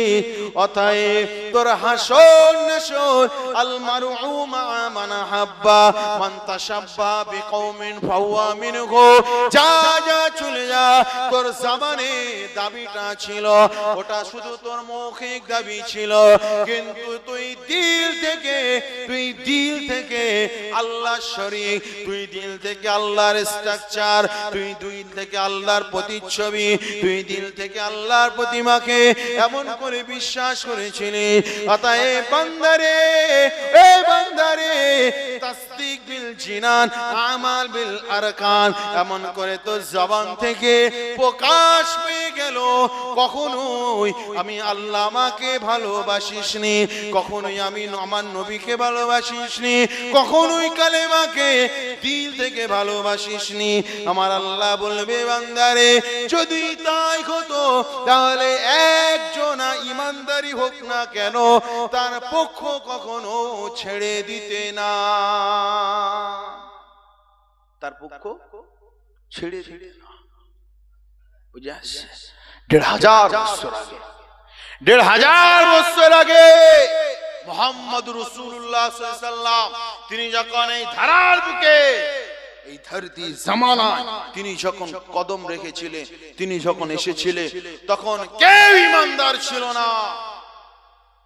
মা আমেনার কুঁড়ে ঘরে ছোট্ট একটা প্রদীপ, আলো, নূর টিম টিম টিম টিম করে জ্বলছে। আস্তে আস্তে নূরে নূরে আলোকিত হয়ে গেল। দুই একজন মানুষ কলেমা পড়ছে, দুই একজন মানুষ কলেমা পড়ছে। আবার যারা গরিব শরীফ মানুষ তাদেরকে ধরে ধরে কাফেররা মারছে। একবারও চিন্তা করেনি আল্লাহ, একবারও চিন্তা করেনি যে এদের দলে তো লোক কম, ওদের দলে তো লোক বেশি, অতএব ওদের দলে যায় নিরাপদ, ওদের দলে যায় নিরাপদ, মুহাম্মাদের দলে যাবার দরকার নেই। এ বাপেরা, যদি সাহাবীরা যদি আমাদের মতো যদি বেশি বুঝতেন তাহলে ইসলাম ধর্ম এতদূর পর্যন্ত পৌঁছাতো। হ্যাঁ পৌঁছাতো, খবরদার আমার বাপেরা, একবার তোমার গ্রামে যদি কোনো মানুষ যদি শিরিক করে তুমি ঘাড় ধাক্কা দিয়ে তাকে বের করে দেবে, ঠিক না বেটি? তোর এখানে বাস না, চলে যা। দুনিয়ার জমিনে আপনার খারাপ লাগবে হয়তো, অনেকে বিতর্কিত মানে বিতর্ক করতে পারে। দুনিয়ার জমিনে আল্লাহ পাক কিছু কিছু মানুষদের আল্লাহ ক্ষমতা দেয়। জোরে বলুন সুবহানাল্লাহ, জোরে বলুন না সুবহানাল্লাহ। এই বর্তমান পিরিয়ডে লাখো জনতার নয়নের মণি পীরজাদা আব্বাস সিদ্দিক ভাইজানের নামে অনেকে মিডিয়া দুর্নাম বদনাম ছড়াচ্ছে। বুঝাচ্ছে কথা? আব্বাস ভাইজানকে আপনি মানে ভালোবাসেন না, নরমাল ভাবে মনে করেন, আপনার ব্যাপার। বললেন আমি আপনাকে গালি দিচ্ছেন, খারাপ বলছি, থাকতেই পারে, থাকতেই পারে। তামার বাপেরা ভাইজানের বিরুদ্ধে দুর্নাম বদনাম লটাচ্ছে। প্রশ্ন মানে বলছে যে ভাইজানের শিক্ষাগত যোগ্যতা কি আছে? আমার বাপেরা শুনে, এটা হলো এটা আমাদের কওমের জন্য একটা গর্ব। বুঝাচ্ছে কথা? আসাদউদ্দিন ওয়াইসি আমাদের কওমের জন্য একটা গর্ব। অনেক নেতা রয়েছে, অনেক নেতা রয়েছে, সে নেতা ভালো নেতা টিএমসি তেও আছে, সিপিএম এও আছে, ভালো মানে দলে ভালো ভালো নেতা আছে, তারা আমাদের জন্য গর্ব, ঠিক না বেটি? দুর্নীতিবাজরা আমাদের জন্য গর্ব নয়। আমার বাপেরা আব্বাস ভাইয়ের শিক্ষাগত যোগ্যতা নিয়ে প্রশ্ন তুলছে। আমার বাপেরা ভাইজানের যাই যোগ্যতা থাকুক, অন্তত ভাইজান দান সাদকা খেয়ে ভাইজান মানুষ হয়। এই বুঝে আসছে? বেশিরভাগ আপনার মানে বেশিরভাগ মানে এই মানে ব্যাঙে ছাতার মতো বেশিরভাগ সব মাদ্রাসা তৈরি করছে। বুঝলে? যে লোক আগে মানে মাদ্রাসায় নুরানি কায়দা পড়াতো, ৬-৭ হাজার টাকা বেতন দিত, বেচারা সাইকেল করে মাদ্রাসায় আসতো, ও বেচারা এখন একটা মহিলা মাদ্রাসা খুলে, ও বেচারা মহিলা মাদ্রাসা খুলে এখন 2 তলা বাড়ি, আর কোনো অসুবিধা হয় না। বুঝে আসছে কথা? বেশিরভাগ মানে হয়তো খারাপ লাগবে, সব মাদ্রাসা না, বেশিরভাগ মানে তাবলীগ জামাতে বেশিরভাগ মাদ্রাসা, এই সমস্ত বড় বড় মাদ্রাসা আলহামদুলিল্লাহ ভালো, ঠিক আছে। এই ছোট ছোট চুনাপুটির মতো সব মাদ্রাসা করছে সব নিজের পেট ভরানোর জন্য। বুঝে আসছে কথা? আমি মাদ্রাসায় পড়াতাম, স্টেজে বসে বলছি, আমি মাদ্রাসায় পড়াতাম, তাবলীগ জামাতি ভাইদের মাদ্রাসায় আমি পড়াতাম। বুঝলে? মাদ্রাসায় কত বেতন? ৬,০০০ টাকা বেতন। বুঝাছে? একদম নবীর মেম্বারে আল্লাহর কসম করে বলছি, যদি ভুল হয় আল্লাহ বোবা করে দেবে, যদি না হয় দুনিয়ায় যদি আল্লাহ শাস্তি না দেয়, পরকালে আল্লাহ শাস্তি। এই মঞ্চে বসে বলছি, মাদ্রাসায় পড়াতাম ৬,০০০ টাকা বেতন। বুঝলে? মাস শেষ হয়ে যাবে, মাস শেষ হয়ে যাবে, পয়সা নিয়ে আসতে যাব, মাদ্রাসায় খুব টানাটানি, খুব অভাব। তো যতটা মানে নিয়ে চলা যায় ততটাই নাও। কেউ ৬,০০০ টাকার মধ্যে থেকে যতটা নিয়ে চলা যায় ততটা নাও। মানে কত নেব, কত নিলে 1 মাস চলবে বলেন তো? তো দেন ২,০০০ টাকা দিয়েছে, বুঝলেন? ২,০০০ টাকা দিয়েছে। পরের সপ্তাহে আবার গেছি, ১,৫০০ টাকা দিয়েছে। ১,৫০০ টাকা, তাহলে ২,০০০ টাকা ১,৫০০ টাকা ৩,৫০০ টাকা, এখন ২,৫০০ টাকা বাকি। পরের সপ্তাহে আবার পয়সা, পয়সা তোমার দরকার, আবার গিয়েছি। শুধু পয়সা পয়সা করলে হয়? কি বুঝলি? শুধু পয়সা বললে করলে হয়? খুব কষ্ট লাগলো, খুব কষ্ট লাগলো। তারপরে একদিন দেখি যে সেক্রেটারি সাহেব, সেক্রেটারি সাহেব সেই পাকাল মাছ বলছেন তো, পাকাল মাছ বলে তো নাকি, ওর কম দাম, হ্যাঁ অনেক দাম তো, ভালো দাম, পাকাল মাছ কিনে বাড়িতে ফিরছে, বুঝলেন? আমার ৬,০০০ টাকা বেতন, কি ও পাকাল মাছ কেনার ক্ষমতা আছে? হ্যাঁ, তুমি তাও দিচ্ছ না পয়সা, তুমি পাকাল মাছ কিনছো, পরের বারে গরুর গোশ কিনছো, পরের বারে আরো দামি দামি মাছ তুমি কিনে খাচ্ছ। আস্তাগফিরুল্লাহ, খোদার কসম আমি এখনো মানে আজও পর্যন্ত আমি মানে একটা অনলাইনে আরবি কোর্স একটা আমি অনলাইনে করি, বুঝলে? হানাফি ফিক্স সেন্টারে আমি এখনো আরবি কোর্স করি। তো অনেক রকম আলেম ওলামাদের সঙ্গে কথা হয়, বুঝলেন? মানে ওলামায়ে দেওবান নাদোয়া থেকে ফারেক, বুঝলেন? সে নিজেই বলছে, বলে এখনকার শুধু সেক্রেটারিরা এবেলা এ মাছ ওবেলা ও মাছ, আর হুজুরগা পয়সা দেওয়ার বেলা আর কিছু না। বুঝাচ্ছে কথা? তো এরকম আনাচে কানাচে হাজারো মাদ্রাসা পড়ে যাচ্ছে, সব পেটের ধান্দা, বুঝলেন? তবে আমার দাদা পীরের সিলসিলা আলেম ওলামারা যে মাদ্রাসাগুলো চালাচ্ছে, আলহামদুলিল্লাহ আজও মাদ্রাসায় উস্তাদের 100% সম্মান পায়। জোরে বলুন সুবহানাল্লাহ, একটু জোরে বলো না সুবহানাল্লাহ। আমি তো ফখর করি, গর্ব করি, ওলামায়ে দেওবন্দিদের মাদ্রাসার উস্তাদরা যত না সম্মান পায়, যত না ইজ্জত পায়, ওলামায়ে সিলসিলা আহলে সুন্নাতুল জামাতে যারা আলেম রয়েছে এই সিলসিলার অন্তর্ভুক্ত মাদ্রাসা, তার থেকে শত কোটি গুণ বেশি তারা সম্মান পায়। সকলে বলুন আলহামদুলিল্লাহ। তো এই উলামায়ে দেওবন্দ এদের একটা সবচেয়ে খাসলাত হলো, খারাপ খাসলাত হলো, এরা সবসময় ইলম নিয়ে অহংকার করে। এই বুঝাচ্ছে কথা? ইলম নিয়ে অহংকার করে। অমুক হুজুরের কি ইলম আছে, অমুক হুজুরের কি জ্ঞান আছে, আমাদের হুজুর এ পড়ায় ও পড়ায়, আব্বাস ভাই জানে তার কোনো যোগ্যতাই নেই, সে কোনো মাদ্রাসায় পড়ায় না।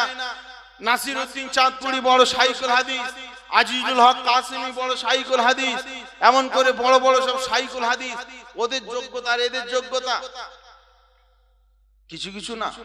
মানে কি বলবো, কিছু কিছু নাপাক অপবিত্র সন্তান দুনিয়ার জমিনে ঘোরাঘুরি করে। বুঝাচ্ছে কথা? যারা আলেম ওলামাদের বিরোধী করে, পীর মাশায়েখদের বিরোধী করে, তাদের রক্তের কোন একটা সমস্যা আছে, বুঝলেন? মানে নিষ্পুণ, মানে হারাম হালালের মিক্স আছে, না তো আলেম ওলামাদের চরম বিরোধী করতে পারে না। কারণ মুফতি নাসিরউদ্দিন চাঁদপুরি, তুমি দোহাই দিচ্ছ, তুমি ওর ছাত্র। মুফতি নাসিরউদ্দিন চাঁদপুরি কখনো তো ইলম নিয়ে অহংকার করেনি, কখনো তো বলেনি যে আব্বাস সিদ্দিকীর থেকে আমার জ্ঞান বেশি, কখনো তো বলেনি যে ফুরফুরা হুজুরদের আমার কাছে নিয়ে আসলে আমার জ্ঞানে ধুলোর যোগ্য হবে না, একবারও তো বলেনি। আজিজুল হক কাসেমি তো একবারও বলেনি। তারা বিনয়ী ভাব রেখে মানুষ সাথে একসঙ্গে চলাফেরা করে, একসঙ্গে মিলেমিশে চলে, আহলে সুন্নাতুল জামাতের পথ অনুসরণ করে চলে, তারা আপ্রাণ মেহনত করছে। আর কিছু এখন ওই ছেলেটা, আমি আব্বাস ভাইজানকে ভালোবাসি, পরিষ্কার কথা, আমি ভালোবাসি, দিল থেকেই ভালোবাসি, আমি আব্বাস ভাইজানকে ভালোবাসি। এখন ও আব্বাস ভাইজানকে খারাপ বললো, আর নাসিরউদ্দিন চাঁদপুরিকেও ভালো বললো। আচ্ছা বলেন, আমার যদি রাগের মাত্রা যদি মানে ওভার হয়ে যায়, কি আমি কি নাসিরউদ্দিন চাঁদপুরিকেও ছেড়ে দেবো? এই কি বুঝছে, নাসিরউদ্দিন চাঁদপুরি ছেড়ে দেবো? কারণ আমার হুজুরকে খারাপ বলেছে, আমি ছেড়ে দেবো? কিন্তু ওদের মতো গাধা বিবেকহীন নয়।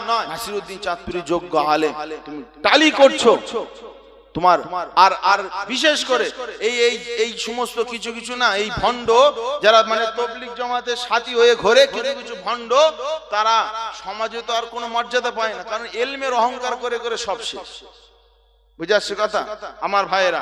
আমাদের গ্রামে একটা সময় না বেশ ভালোই তবলিগ জামাত চলতো, বুঝলেন? তবলিগ জামাত আস্তে আস্তে ব্যান্ড হয়ে যাচ্ছে, বন্ধ হয়ে যাচ্ছে। কারণ কি? ওই যারা মাদ্রাসায় পড়ে, বুড়ি পুকুর বলেন, জামিয়া মানে জামিয়া জামপুরে পড়ে অহংকার করতো না যে ফুরফুরা মাদ্রাসায় কিচ্ছু হয় না, এলেম কালাম কিচ্ছু হয় না, তবলিগ মাদ্রাসা হয়, তারাই মানে ওই জমাতে গিয়ে গাছ করে করে করে করে বায়ান করতো। তাদের এখন আর মানুষ পচেও এলমের অহংকারী। কিন্তু যারা এলেমটা আল্লাহর জন্য অর্জন করেছে, আজও দুনিয়ায় তাদের সম্মান আছে, ঠিক না বেটি? মুফতি নাসিরউদ্দিন চাঁদপুর উলামায়ে দেওবন্দ তাই কি হয়েছে, আল্লাহর জন্য এলেম অর্জন করেছে, আজও তার সম্মান আছে। আপনি আমিনপুর মাদ্রাসায় চলে যান, ওখানে অনেক শিক্ষক উলামায়ে দেওবন্দ মাজাহিরি নাদওয়া থেকে ফারেক তারা পড়ছে, আজও তাদের সম্মান আছে। বুঝে আসছে কথা? বসিরহাটে চলে যান, উলামায়ে দেওবন্দ পড়াচ্ছে, আজও তাদের সম্মান আছে। কিন্তু কিছু কিছু হুজুর আবার হাউ খেলতে খেলতে বাউ গিলে ফেলে। অনেক হুজুর আবার অহংকার করে যে আমি সুই হয়ে ঢুকেছি, ফাল হয়ে বেরোবো, ফাল হয়ে বেরোবো, মানে সিলসিলার হুজুরদের আলেমওয়ালাদের ঘোলকে ফাল হয়ে বেরিয়ে যাবে। আল্লাহ পাক সঙ্গে সঙ্গে তার ঘাট ধরে মাদ্রাসা থেকে বেউজ্জতি করে আল্লাহ বের করে দিয়েছে নিজে চোখে। আমার বাপেরা সাবধান হয়ে যাও, এলেম অর্জন কর আল্লাহর জন্য। আল্লাহ সবার সমান এলেম দেবে না। তবে ভাইজানের এলেম, তিনি হলেন মুমতাজুল মুহাদ্দিস। এলেম কি হবে? এলেম কি হবে? আপনি শরিয়ত জানলেন, জানতে পারলেন, ওটাই তো আপনার জন্য এলেম। জোরে বলুন সুবহানাল্লাহ। আপনি নামাজ পড়তে জানেন, রোজা রাখতে জানেন, হজ করতে জানেন, আপনি হারাম হালাল বাঁচতে জানেন। এখন যদি ইনজামুল চিশতি, মাওলানা, মুফতি, কারি, মানে এমএম অনেক ডিগ্রি ইনজামুল চিশতি, এখন ইনজামুল চিশতি ফজরের নামাজ পড়ে না, আর আপনার এখানে মুয়াজ্জিন সাহেব 4000 টাকা বেতন, মোটামুটি কোরআন পড়তে জানে, দোয়া দরুদ পড়তে জানে, মুয়াজ্জিন সাহেব ফজরের নামাজ পড়ে। কার মর্যাদা বেশি আল্লাহর কাছে? হ্যাঁ, কার কাছে মর্যাদা বেশি? আমি যদি অহংকার করি ও মুয়াজ্জিন সাহেব 4,500 টাকা বেতন, ও কিচ্ছু জানে না, আমি চিশতি, আমার অনেক জ্ঞান, ওর কি জ্ঞান আছে? কি গো, আমার আমল ধ্বংস হবে কি হবে না অহংকার করার জন্য? ভাইজানকে টালি টালি, ভাইজান তিনি নেতৃত্ব দিচ্ছে, আল্লাহ কবুল করুন, সকল বলেন আল্লাহুম্মা আমিন। তিনি হলেন মুমতাজুল মুহাদ্দিস, অনেক মানে আলিয়া বিশ্ববিদ্যালয়তে পারে মুমতাজুল মুহাদ্দিস, এমএম মুমতাজুল মুহাদ্দিস, মুহাদ্দিসদের সেরে। তবে ভাইজানের ভিতরে যেটা রয়েছে ইলমে জাহিরি থেকে ইলমে বাতিনিকে আল্লাহ পাক অনেক বেশি দিয়েছেন। জোরে বলুন সুবহানাল্লাহ। আসেন বাপেরা, নওজোয়ান তরুণেরা, এই নবী পাকের প্রেমিকেরা, কান কান করে শুনে রেখে দাও বাবা, পৃথিবীর জমিনে মুজাদ্দিদ তো আর নাই রে বাবা, যিনি মুজাদ্দিদের রাস্তাটাকে আমাদের মাঝে দেখানোর চেষ্টা করছে, আমাদের মাঝে দেখানোর চেষ্টা করেছে, তিনি হলেন নাইবে মুজাদ্দিদ পীর আব্বাস সিদ্দিকী ভাইজান বাবা। এই যুবকেরা, তরুণেরা, তিনি আপনার মেয়ের জন্য, তিনি আপনার ছেলের জন্য, তিনি এই সমাজের মানুষের জন্য তিনি বাবা লড়াই করে যাচ্ছেন বাবা। আর তিনাকে দামানোর জন্য তুমি বিরুদ্ধচারণ করছো, তুমি গালাগালি করছো, ভাইরাল হওয়ার জন্য ছোট বড় তুমি কথা বলছো। এই যুবকেরা শুনে রেখে দাও, মরণ একদিন হবে হবে, তবে আল্লাহ পাক মরণ দেওয়ার আগে আমাদেরকে সতর্ক হতে হবে বাবা। কারণ নেতৃত্ব পৃথিবীর জমিনে দেবে, পৃথিবীর জমিনে নেতৃত্ব দেবে ইমানদার বাবা। কে ইমানদার, কে মুসলিম নেতা, সেটা আপনাকে চিন্তা ভাবনা করে সেটা আপনাকে বুঝে নিতে হবে। এই যুবকেরা, তরুণেরা, কিসমত যদি আপনার ভালো থাকে, কিসমত যদি আপনার ভালো থাকে, তাহলে আপনি মুহাম্মদ রাসূলুল্লাহ গোলামকে আপনি চিনে নেবেন। আর যদি কিসমত যদি খারাপ হয়, আবু জেহেলের মতো তুমি মুহাম্মদ রাসূলুল্লাহকে তুমি সাধারণ মানুষ মনে করবে যে মুহাম্মদ আদেও কি নবী, সে তো আমাদের মাঝে, সে কি আদেও কি নবী, এইরকম সন্দেহ ঢুকে যাবে। আর কিসমত ভালো হলে আবু বকর হুজুর নবীকে দেখে দুনিয়ার জমিনে আল্লাহ জান্নাত কিনে নিয়েছে। এই যুবকেরা তরুণেরা কান খাড়া করে শুনে রেখে না, পৃথিবীর জমিনে 1 তারিখে ইমাম মেহেদী আসবে কি আসবে না? আসবে তো নাকি? পৃথিবীর জমিনে ইমাম মেহেদী আসবে, ইমাম মেহেদী রাজত্ব করবে বাবা। ইমাম মেহেদী যারাই অনুসরণ করবে তারাই সকলেই হলো আহলে সুন্নাতুল জামাত।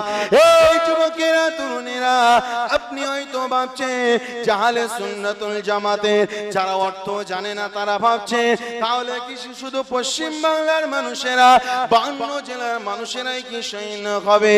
না রে যুবক, আহলে সুন্নাতুল জামাত নবী সাহাবীদের দল। এই আহলে সুন্নাতুল জামাতের ব্যাপারে আমার নবী পাক জানিয়েছেন, এই দুনিয়ার মানুষেরা পৃথিবীর জমিনে যখন তোমরা কোনো দল পাবে না, যখন আহলে সুন্নাতুল জামাতে যখন কোনো তোমরা নেতা পাবে না, প্রয়োজনে গাছের শিকড় ধরে তোমরা বসে থাকবে, অন্য কোনো দলে তোমরা ঢুকবে না। এই যুবকেরা তরুণেরা, ইমাম শাফি বলেন, ইমাম আহমদ বিন হাম্বল বলেন, এমন করে বড় বড় ইমামেরা, ইমাম আবু হানিফা রাহমাতুল্লাহ আলাইহি পৃথিবীর জমিনে যারা ইমামদেরকে যারা অনুসরণ করে চলে, এরাই হলো আহলে সুন্নাতুল জামাত। এই যুবকেরা তরুণেরা, এই আহলে সুন্নাতুল জামাতে নেতৃত্ব দেওয়ার জন্য যুগে যুগে যুগে যুগে আল্লাহ পাক একটা করে ওলি পাঠিয়ে থাকে বাবা। তাদেরকে আমরা মুজাদ্দিদ বলি, তাদেরকে আমরা গাউস বলি, তাদেরকে আমরা কুতুব বলি বাবা। এই নওজোয়ান তরুণেরা, তাদের কাজ হলো একটাই, মানুষকে ইমাম মেহেদী সৈন্য হবার জন্য মানুষকে তৈরি করা বাবা। মুজাদ্দিদুজ জামান দাদা হুজুর রহমাতুল্লাহ আলাইহি চলে গিয়েছেন বাবা।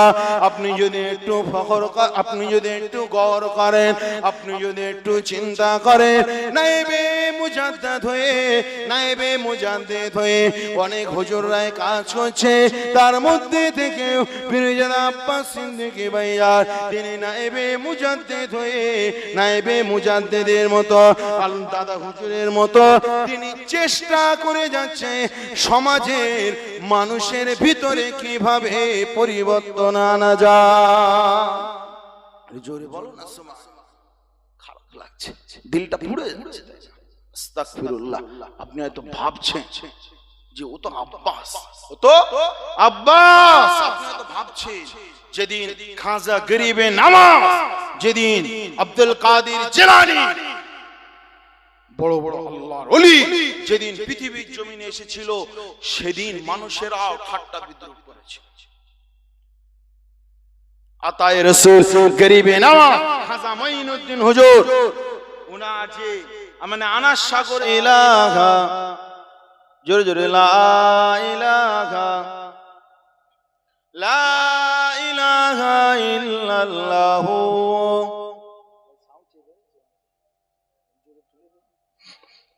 আমার দিনদার ইমানদার ভাইয়েরা, নিকার আল্লাহওয়ালা গণেরা, ধারার বুকে গরিবে নামাজ খাজা হুজুরের বিরোধী করেছিল। বসিরহাটে আল্লামা রুহুল আমিন বুঝলেন, মুহিয়ে সুন্নাত মাহিয়ে বেদাত, মুবাহিস মুহাদ্দিস মুবাল্লিগ শেরে বাঙ্গাল আল্লামা রুহুল আমিন বিরোধী হয়েছিল কি হয়নি? হ্যাঁ, দাদা হুজুরের বিরোধী হয়েছিল কি হয়নি? হ্যাঁ, আপনার এই যে ফুরফুরা শরীফে শহীদি খানদান ফুরফুরা শরীফকে ফাতা করেছিল, জয় করেছিল, কি গো তার বিরোধী ছিল কি ছিল না? হ্যাঁ, সব ছিল। তারপরেও তিনারা পিছপা হয়নি, খাজা মঈনুদ্দিন চিশতি হুজুরের হাতে হাত দিয়ে লক্ষ লক্ষ মানুষ ইমানের কালেমা পড়ে মুসলমান হয়েছিল। জোরে বলুন সুবহানাল্লাহ। যদি পিছনে উঠতে আর আমাদের দেখে কি গো, ভালো করে শুনবেন, আর আমাদের দেখে আস্তে কথা বলো, আমাদের থেকে কি হবে, যে কেউ দুর্নীতি করছে এগোচ্ছে, তালে তাল মেলানোর জন্য তার কাঁধে হাত দিয়ে ঘুরছে, ঠিক না বেঠিক? ইমানদার হওয়া তো দূরের কথা, মানুষ বেঈমান হয়ে যাবে। আসেন বাপেরা, নওজোয়ান তরুণেরা, এ নবী পাকের প্রেমিকেরা, আল্লাহ নবী দিন ও দুনিয়া বাদশা হাবিবুল্লাহ, তিনি দুনিয়া জমিন থেকে পর্দা নিয়েছেন বাবা। ইমাম মেহেদী আলাইহিস সালাম আসা সুসংবাদ আল্লাহ নবী দিয়েছেন। আপনারা যদি আহলে সুন্নাতুল জামাতকে যদি আপনারা ধরে রাখতে পারেন, এই মতবাদের উপরে আপনি যদি চলতে পারেন, ইনশাআল্লাহ যদি ইমাম মেহেদী এসে যায় আপনি তার সঙ্গে সাক্ষাৎ পাবেন। আপনার পিরিয়ডে যদি নাও আসে, আপনার সন্তানদের শিক্ষা দিয়ে যাবেন এই আহলে সুন্নাতুল জামাতের উপরে থাকতে, তার পিরিয়ড যদি এসে পেয়ে যাবে। এই রকম পরস্পর জেনারেশন বাই জেনারেশন আমাদের সন্তানকে শিক্ষা দিতে হবে। এ বেটা কচি, তোমরা আহলে সুন্নাতুল জামাতকে মেনে চলবে, তাহলে ইমাম মেহেদী যদি আসে তার সৈনিক হয়ে থাকতে পারবে। জোরে বলুন সুবহানাল্লাহ। এ নওজোয়ান তরুণেরা, ও নবী পাকের প্রেমিকেরা, কান খাড়া করে শুনে রেখে দাও বাবা, আমার আপনার নবী, তার নবী নূর নবীর দলের উপরে আল্লাহ পাক আমাদের সকলকে ইস্তেকামাত রাখুন। সকলে বলুন আল্লাহুম্মা আমিন। এই যুবকেরা, তরুণেরা, আল্লাহ নবী দেখে যাওয়া রাস্তা, আল্লাহ নবী রেখে যাওয়া তরিকা আমাকে আপনাকে মেনে চলতে হবে। আমাদের কাছেই তো বাড়ি, আমাদের কাছেই তো বাড়ি। আল্লামা রুহুল আমিন সাহেব রহমাতুল্লাহ আলাইহি মাঘ মাসে একটা আল্লামা রুহুল আমিন হুজুরের স্মৃতি সভার একটা জলসা রয়েছে বাবা। ওই জলসাটার অনেক বয়স হয়েছে বাবা। এই নওজোয়ান তরুণেরা, ও নবী পাকের প্রেমিকেরা, কান খাড়া করে শুনে রেখে দাও বাবা। এই আল্লামা রুহুল আমিন সাহেব রহমাতুল্লাহ আলাইহি, আল্লাহ পাক তিনার ভিতরে অনেক ইলম দিয়েছিলেন বাবা। বসিরহাটের আল্লামা হুজুর তিনি যখন কিতাব লিখতেন বাবা, রেফারেন্সের পর রেফারেন্স হুজুর তিনি সেখানে নকল করে যেতেন। জোরে বলুন সুবহানাল্লাহ। এই নওজোয়ান তরুণেরা, ও প্রেমিকেরা, আল্লাহ পাক রুহুল আমিন হুজুরের ভিতরে এমন জ্ঞান আল্লাহ পাক দিয়েছিলেন, তিনি ইলমে লাদুন্নি ফয়েজ পেয়েছিলেন। সেই রুহুল আমিন হুজুর তিনি একই সময় ইন দা মিন টাইম, তিনি একই সময় দুই হাতে কলম ধরে তিনি কিতাব লিখতে পারতেন। একটু জোরে হবে না সুবহানাল্লাহ? নারে তাকবীর, নারে তাকবীর। সিলসিলায়ে কুরফুরা শরীফ, মাসলাকে মুজাদ্দিদুজ জামান, মাসলাকে আবু বকর সিদ্দিকী, নারে তাকবীর। আল্লাহ আমাদের মাঝে একটা নিয়ামত ছিল বাবা। এই ঠিক বলছি না ভুল বলছি? ও নিয়ামত আর পাবো না। আমার দাদা হুজুরকে আল্লাহ একটা নিয়ামত করেছে, ও নিয়ামত আর পাবো না। কারণ তিনারা সাধক তো ছিলেন বড়, সাথে সাথে বড় মাপের আল্লাহর ওলি তিনারা ছিলেন। জোরে বলুন সুবহানাল্লাহ। আল্লামা হুজুরের কিতাব যারা পড়ে তাদেরকে কিছু কিছু ওলামারা তাদেরকে মানে কি বলবো ভণ্ড মনে করে, কিন্তু ওই যে মুফতি নাসিরউদ্দিন চাত্তরি হুজুর, যে আল্লামা হুজুরের ওই কিতাবের অবদান, অনেকে ভাবে যে আল্লামা হুজুর বেশি শিক্ষিত ছিলেন না বলে বাংলায় কিতাব লিখেছে। আমাদের সমাজে তো আমরা শুধু ভাইরাল হতে চাই, ঠিক না বেটি? আর তিনারা সমাজের খেদমত করতে চেয়েছিলেন। এখন যদি আরবিতে যদি সব কিতাব লিখি, তাহলে বাংলার যারা মাঠে ঘাটে যারা চাষবাস করে, যারা ভ্যান চালায়, তারা কিভাবে শরীয়তটাকে জানবে? তিনি বাংলা ভাষায় লিখেছেন, গেও বাংলায় লিখেছেন। তবে কিছু কিছু কিতাব তিনি এমন কঠিন ভাষায় লিখেছে, বর্তমান যুগে শিক্ষিতরাও তার মানে করতে গেলে দাঁত ভেঙে যাবে। ঠিক আছে। তো আল্লামা হুজুরের তিনার বাংলা কিতাব দেখে অনেক ওলামায়ে দেওবন্দি ঠিল্লি করে, কিছু পারে না বাংলায় লিখেছে। আশরাফ আলী থানভী আরবিতে বই লিখে, কাসেম নানাতিবি আরবিতে বই লিখেছে, কিফায়াতুল্লাহ সব বড় বড় ওলামায়ে দেওবন্দ সব আরবিতে বই লিখেছে, আল্লামা বাংলায়। রতনে রতন চেনে, ঠিক না বল? রতনে রতন চেনে, শরীরে চেনে কচু। যারা সৌর মার্কা তারা মানে খারাপ জিনিস তারা ভাববে, ও ভালো জিনিস আর চেনবে না। ওলামায়ে দেওবন্দের কিছু কিছু এরকম সৌর মার্কা ছাত্র রয়েছে, তারা ভালোটা চিন্তা ভাবনা করেন। তো মুফতি নাসিরউদ্দিন চাঁদপুরী সাহেব তিনি আল্লামা হুজুরের কিতাব কিতাব কিতাব আল্লামা হুজুরের কিতাব পড়ে তিনি বলতে বাধ্য হয়েছে যে আল্লামা হুজুরের পিরিয়ডে আমি নাসিরউদ্দিন চাঁদপুরী যদি আল্লামা হুজুরকে দেখতাম, আমি নাসিরউদ্দিন চাঁদপুরী আল্লামা হুজুরের পা ধুয়ে আমি সেই পানি পান করতাম। জোরে বলুন সুবহানাল্লাহ, একটু জোরে বলুন না সুবহানাল্লাহ। ইলমে জাহাজ করেছিলেন আল্লাহ, এই ইলমের দরিয়া করেছিলেন আল্লাহ পাক। আল্লামা হুজুরকে ইলমের দরিয়া করেছিলেন। বুঝেছ কথা? বাস হবে, বাস। আজানের পরে হাত তুলে দোয়া করা নিয়ে বাস হবে, মানুষ ভিড় ভাট্টা, বুঝলে? তো সেই সময় আপনার ওই যে তাহিরি হসপিটাল আছে না, কালিকাপুর তাহিরি হসপিটাল, তো তাহিরি হসপিটাল ওই তাহের সাহেব, আল্লামা তাহের সাহেব সেই সময় বলেছিল, বাবা কার সঙ্গে তোমরা বাস করতে আসছো? পশ্চিম বাংলার যদি 500 আলেমের ইলম যদি দাড়ি পাল্লার এক সাইডে রাখা হয়, আর আল্লামা হুজুরের একা ইলম যদি দাড়ি পাল্লার অপর সাইডে রাখা হয়, আল্লামা হুজুরের ইলমের পাল্লাটা ভারী হয়ে যাবে। জোরে বলো, একটু জোরে হবে না? নারে তাকবীর। আমাদের গর্ব ও নিয়ামত আর নেই আমাদের। বাফেরা নওজোয়ান তরুণেরা, এ নবী পাকের প্রেমিকেরা, কান খাড়া করে শুনে রেখে দাও বাবা। এরা হলো, ইনারা হলেন সিলসিলার এক একজন বড় পথ প্রদর্শক, সিলসিলার রাহাবা ছিলেন বাবা।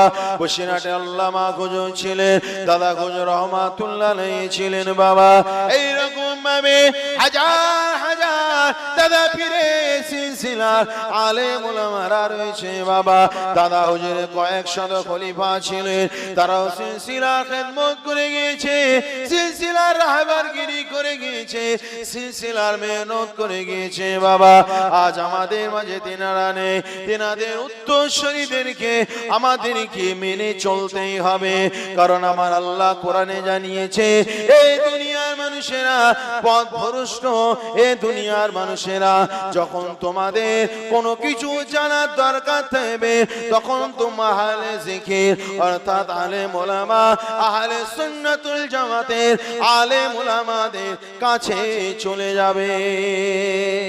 জোরে বলুন না সুবহানাল্লাহ। একটু তাকবীর, নারায়ে তাকবীর, নারায়ে তাকবীর। জানাব মাওলানা মফিজুর ভাই সাহেব, নারায়ে তাকবীর।